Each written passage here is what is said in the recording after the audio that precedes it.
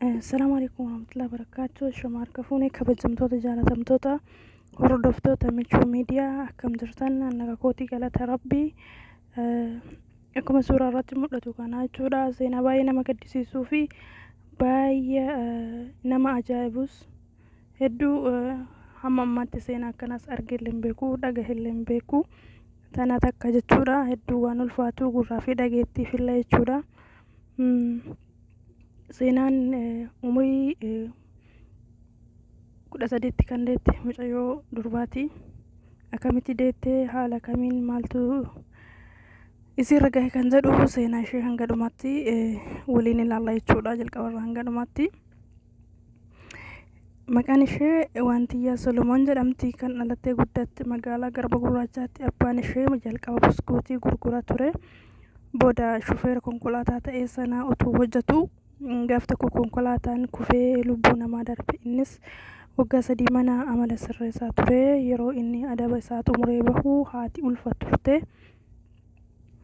Abbaan Waantiyyaa gara manatti galan haati ishee mana dhiistee deemtee booda deebitee himata irratti bantee manni murtii qallaba ijoollee 2 isheef murteessee ijoollee 2 fudhattee deemte.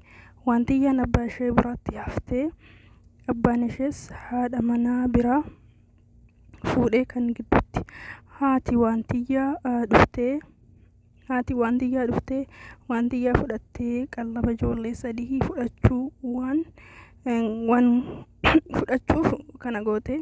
Waantiyyaan waraqaa gaggeessituu mana barnootaa fudhattee haadha ishee waliin galtee haati ishee itti jijjiiramtee waraqaa gaggeessituu ni kukkuttee rifeensa irraa haaddee ishees mana itti nyaata bilcheessan keessa bulchitee.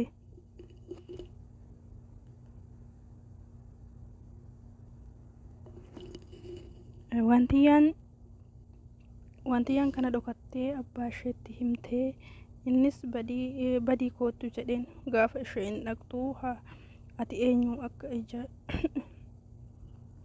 eenyu akka ija koo sin argine jedhee karaatti baase. Waantiyyaan boolla lixxu dhabdee daandiitti baatee shufeera tokko argitee lafaan seenuun dhabee jettee itti himattee. Innis Finfinnee ishee geessee naannoo buufata Otobistaaraa yommuu gahu naannoo sa'aatii 11ti. Iddoo barbaadde deemii jedheeni. Anoo nama hin beeku eessan seenaa biyya kootti na deebisi jetteen. Shufeerichis gatii geejjibaa kafaleen biyyatti ishee deebise. Waantiyyaan Garba Gurraachatti yeroo deebitu adaadaa isheef bilbiltee adaadaan ishee homaa siif gochuu hin danda'u. Miila koo na dhukkubaa lafa barbaadde deemii jetteen. Mucaan mana namaa kadhattee bultee ganama gara mana amantaa deemtee achi utuu teessuu shufeericha argitee. Innis gara fiichee ishee fudhatee deemee achis kutaa ciisichaa qabatanii bulanii. Shufeerichi mana juusiitti ishee qacaree.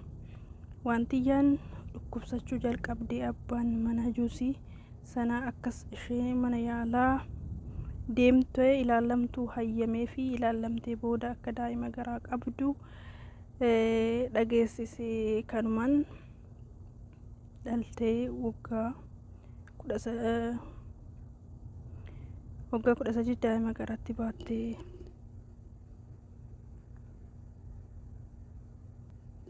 Mana kireeffatanii waliin jireenya jalqabanii shufeericha waliin. Shufeerri sunis itti jijjiiramee darbee manatti galaa. Gaafa galus ishee reebaa. Cobxoo irratti fantoo jedhanii dhukkubni itti hammaannaan ollaan mana yaalaa hospitaalaa fiichee geessee abbaa isheef bilbilanii saanduqa reeffaa yoo rakkattan nan ergaa kan biraaf natti hin bilbilinaa jedheen. Haati ishee yoo duute bulchiinsa magaalaa haa awwaaluu jetteen. Gaafa tokko utuun mucaa baattee karaa irra deemtu manguddoon tokko itti dhufanii mucaa namaa hattee ittiin kadhachuuf baatee deemta amma poolisii waameensi hiisisaa jedhaniin. Booda akkuma ta'ettiin amansiistee fudhatanii galan akka haadhaatti gargaaranii wantiyyaan umrii malee waan deesseef dhibee ishee kuffisu godhattee manguddoon sunis ati gaaf tokko kuftee yoo achiin haftee ani humna ittiin mucaa kee guddisuu hin qabu nagumaan adda baana jedhanii ni geggeessan. Wantiyyaan har'a dhaabbata gargaarsa Salaam jedhamu keessa jiraachuu jirti. Kanas hayyama yeroo muraasaatiif argatteetti jedha. Seenaan mucayyoo kana fakkaataayi. Hedduu ana kan ajaa'ibe yooma abbaan illee garaa jabaatee haati akkamitti garaa jabaatti? Haadha akkanatti garaa jabaatu takka argillee dhagahillee ani hin beeku. Bineensi illee ilmoo ofiitiif garaan jabaatu haala fedhe keessaa ta'u akka fedhetti haa jiraatu. Haati ilmootti garaa hin jabaatu. Abbaan garaan dhalee abbaa fi haati ilmoo ofiitti hanga fedhe garaan jabaatan. Keessattuu haati jechuudha. Uumamaan haati garaa laafettiidha. Uumamaan namni jaalalaa haga haadha nama qabus hin jiru. Akkasuma immoo rabbiin illee waan isheen dadhabdee nama deessuuf waan rakkattee nama deessuuf sadarkaa haadhaa rabbiinis ol fuudhee harka sadiin abbaa caalchisee gatii haadhaa darajaa haadhaa jechuudha. Kanumaan kan jirutti akkamitti haati ilmoo ofiitti garaa jabaatti isa jedhu baay'ee kan ajaa'ibeedha. Haati akkana garaa jabaatullee ni jirti hamma jedhamu tokko jechuudha. Dhugaa hedduu ulfaataadha. Haatiin yoo abbaanis haadha dhiisee deeme haati nama waliin rakkattee salphattee kadhattee karaarra bultee dadhabdee ilmoo ofii guddistii malee akkanumatti kan ilmoo ofii yoo feete bakka feete seenii jedhanii yookiin ammoo akka namoota tokko hojjettuu mana nyaatatti bisheessan keessa bulshanii akkasuma immoo waan garaagaraa godhanii akkasi gooti haati garaa dhalee jedhee yaadu asuun achitti osoo jiru gaafa ilmoon ishii sababa isaan jechuudha. Sababa rakkoo isaaniitiif ilmoo ishii wanti kun kanarra irra gahee ilmoon ishii umurii ishii malee deessu deetti waan qabdu ni beeksisi. Haatiin isii irra guddoodha. Ishiillee kadhee ishii tana akkamitti ilmoo ishii eega garaa qabaattee dhageettee ni beekti. Maaliif akkasitti yeroo makaan illee yoo itti garaa jabaatte gaafa isiin ulfa garaa qabdii beektee maafitti dhiyaachuu diddeenii ciniinsuu waan qabdu warri dhalee ni beeku. Ishiinis ni beekti garaa dhaleedha. Akkamitti itti garaa jabaatte daa'ima ishii umurii saniin umurii waggaa 13 gaafa isheen ulfooftee jettu maaf ofii qabuu dubdee yoo duute maaliif gandatti yookiin ammoo awwaala magaalaattiin bulchiinsaa keessatti awwaalamtu kan jettiif maaliif hammam yoo garaa jabaate ilmi namaa subhaanallah wallahi hedduun kan ajaa'ibe dhugaa. Ilmi namaa hamma namuu garaa walitti jabaatee jira. Akkasuma immoo abbaan haadha manaa tan fuudhan san sodaate natti hin fidinii jennaanii kan itti fiduu dideetti bakka seente seenii sin barbaadu ilmoo kiyyaa miti jedheen abbaan. Uumamaan illee seensisuu didee kophatti akka isheen barattu waan tokko mana kireessee fi dhaqee ilaalaa waan akkasii osoo gargaaree abbaadhame odoo inni jiru odoo abbaan lubbuudhaan jiru ilmoon akkasitti dararamuun ilmi namaa hammam akka garaa walitti jabaate wallahi bara akkamii keessa jirra, bara akkamiitu dhufaa jira. Odoo haatiin abbaa akkanatti garaa nama jabaatan ormaa maaliif kumatanii fakkeenyaaf warroonni abbaa manaa akkas nu godhee jedhanii komatu jaalallee maaliin jedhan sun akkas nu godhee jedhanii komatanii haatiin akkas garaa wanni namatti jabaataa jirti. Nama ormaa komachuun hin barbaachisu jechuudha wallahi yoo kala laalu jechuudha. Dhugaa hedduu ulfaataadha. Dabalataan ammoo wanti jalqaba irratti kaasuu barbaadachuudhayyuu uffannoo kan godhan bultii keessatti uffannoo sirriitti kan godhanii egaa namni tokko bultii jaalate walitti dhufee ilmaan jidduu isaaniitti bahanii wanna ta'uma hundaayyuu wanta godhan hundaayyuu uffeeggannoodhaan ilmaan isaaniitti yaadanii xiinsammuu ilmaan isaaniitti yaadanii waan biraa miti yeroodhuma afaanillee walitti haasanii ilmaan isaanii biratti osoo ta'uu baate akkas jabaatee ammoo gaafa adda bahanii hamma fedhanillee yoo haatini abbaan yoo walitti dhufe wal beeku sun yoo hamma fedhanillee wal jibbeellee adda bahee fagoo fagoos jiraataa bultillee haa qabaatanii sababa ilmaanii walii bilbiluu akka ilmaan isaanii sammuu isaanii miidhamneef jechuudha. Abbaan ammoo masruufa yookiin ammoo wanta nyaataa fi wanta isaa ittiin baratan kennuufi haatillee ani haadha keessanii jedhanii jettee uf amansiistee itti himtee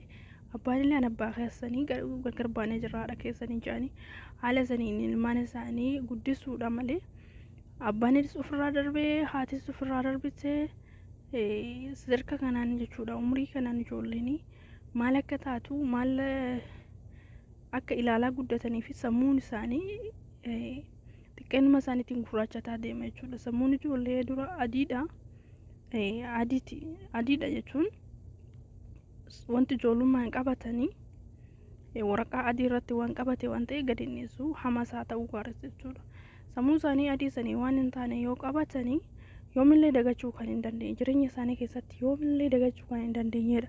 Kanaaf haatinii fi abbaan of eeggannoo kan godhuu qaban bakka bultii kanarratti keessattuu bakka addaan bahuu kanarratti gaafa walii ta'uu dhabanii adda bahanii ilmaan isaanii haala kamiin akka guddachuu qabdu haala kamirratti akka guddachuu qabdu yaaduu qabani jechuudha. Yooma baay'ee guddatee daangaa darbee addaan bahuun isaanii murteeffame jechuudha. Waan achirraa hafe immoo waanuma fedhayyuu uummata isaa irratti adda bahuudhaaf hiikkaadhaaf ariifachuu sun taane ilmaan isaaniitiif obsu ilmaan isaaniitiif obsanii waliin jiraachuu inni itti aanu immoo qabeenya irratti wal jaalachuu dhabu yookiin gaafa jalqaba qabeenya qabaatanii wal jaalatanii gaafa qabeenyi sun deemee ammoo gargar waan bahaniif jechuudha. Walumaa galatti bultii keessa gaafa seenanii jiranii wanta hundaayyuu amananii fudhatanii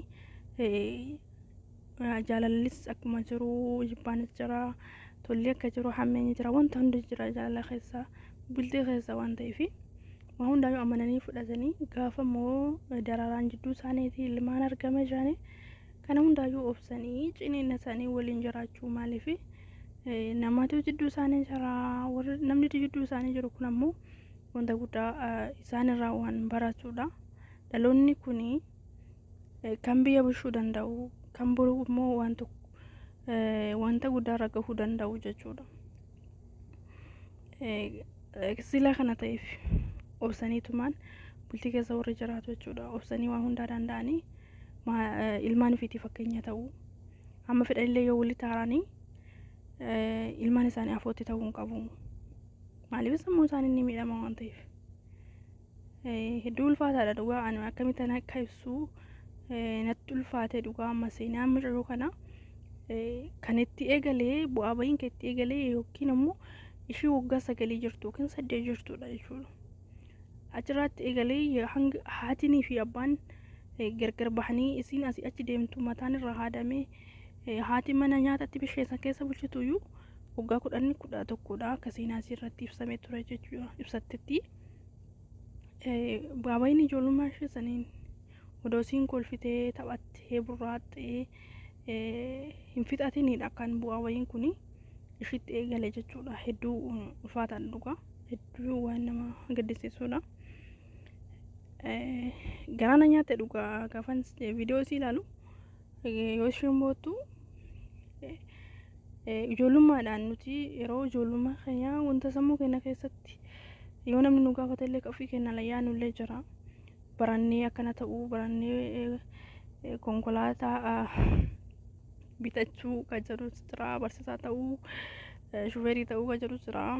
Xayyaaraa oofuu waan garaagaraa saayinsistii ta'uu wantoota garaagaraa hawaa miti injineera waan garaagaraa kan isheen hawwitee dhaloota isiitiin xiqqeena ishiitiin sammuu keessaa qabdu kuni karaa irratti hafe jettee yoo isheen boottu hedduu garaana nyaate dhugaa injineera ta'uu barbaada artistii ta'uu barbaada jettee gaafan gaafii sagaleedhaan jedhii wanta ta'uu barbaadu san keessaa sagaleedhaan sirbii jedhanii gaazexeessaan gaafa gaafatanii dubbachuu hin dandeenye ni boota jechuudha. Baay'ee na dhagahame dhugaa.